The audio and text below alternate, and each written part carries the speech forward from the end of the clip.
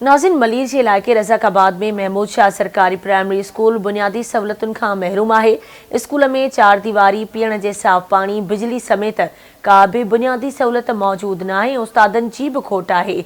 उन हवाले से ॾिसूं था मंजूर सोलंकी की रिपोर्ट।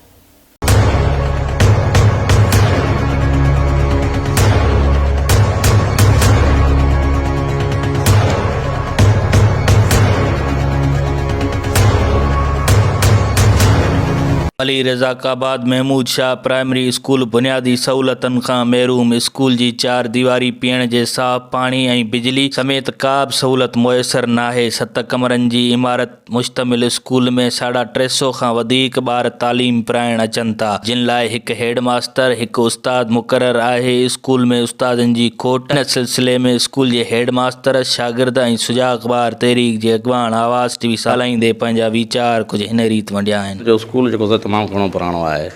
ही तमामु पुराणी बिल्डिंग भी ठहियल हुई। माना हाणे असांखे सिंध हुकूमत असांजे ॿारनि जी इन्वॉल्वमेंट खे ॾिसी पर कमरा त वधाए ॾिनई। हाणे पहिरियां 5 कमरा, हाणे माशाल्लाह 2 कमरा वधाए 7 कमरा थी विया आहिनि। हिकिड़ो ऑफिस माना 8 कमरा थी विया। 8 कमरनि में तव्हां ॾिसंदो त हर कमरे में ॿारनि जो तइदाद रेशो तमामु घणो आहे। माना ॾिसी आया हो, माना ॿारनि खे वेहण जी जॻह बि कान्हे। हिते पाणी जी बि मसइलो आहे ऐं ॿियो असांजे लाइटिंग जो मसइलो बि आहे। हिते चौरागिरी बि आहे, मतिलबु पटे वाली जी ज़रूरत बि आहे। माना तमामु घणी शयूं, माना मसइला त आहिनि ई मसइला हिते। पर जेकॾहिं ॻोठ आहे, पर असां था चऊं त पंहिंजो मुल्क आहे, पंहिंजी क़ौम आहे, पंहिंजो मुल्क ॿार खे हिन खे सुधारणो आहे। 4 दीवारी बि कोन्हे, मसइला त इलाही आहिनि। 4 दीवारी कोन्हे, लुच लोफर सभु अची था वञनि। सुभाणे कोई मसइलो थी वञे त चवंदा यार उस्ताद छा था कनि, पर आहियूं त 2 उस्ताद।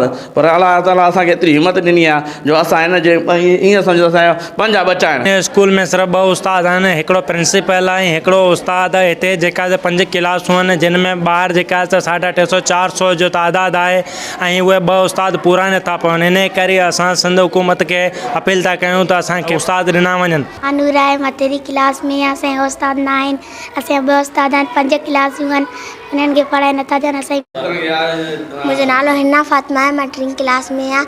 असांजे 2 सर आहिनि, 5 क्लासूं आहिनि। घर खपनि, उस्ताद खपनि। पढ़ाई मुतासिर थी शे, असांखे उस्ताद खपनि। मुंहिंजो नालो गुलनास आहे, मां 5 क्लास में पढ़ंदी आहियां। असां सुबुह जो सवेर ईंदा आहियूं ऐं उस्ताद ई ॿाहिरि उस्ताद ॿाहिरि महिनत सां पढ़ाईंदा आहिनि। असां ॿिया उस्ताद ॾींदा वञनि। बिजली न आहे। रोज़ सवेल ईंदा आहियूं, असीं रोज़ असेंबली बींदा आहियूं, दिलि लॻाए पढ़ंदा आहियूं।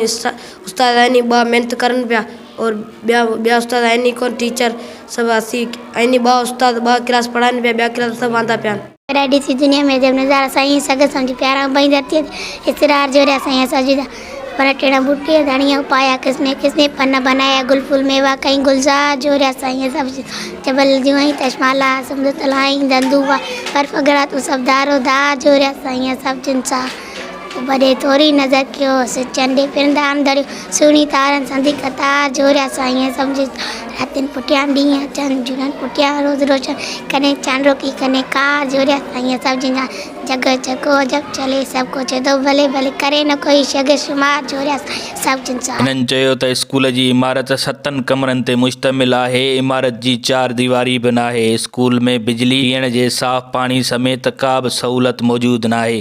350 ॿार स्कूल में पढ़नि था, जंहिंमें वॾो अंग नियाणियुनि जो आहे। ॿारनि खे पढ़ाइण लाइ स्कूल में उस्ताद न आहिनि। असांजे स्कूल में 10 उस्तादनि जी सख़्त ज़रूरत आहे। हिननि सिंध जे वॾे वज़ीर मुराद अली शाह, मिनिस्टर तालीम सरदार शाह ऐं वरलिगारी सेक्रेटरी तालीम खे अपील कई त जल्द खां जल्द असांखे उस्ताद ॾिना वञनि ऐं स्कूल जा बुनियादी मसइला हल कया वञनि। कैमरामैन अब्दुल लतीफ़ बुगिया सां गॾु मंजूर सोलंकी, आवाज़ टीवी, गडाब।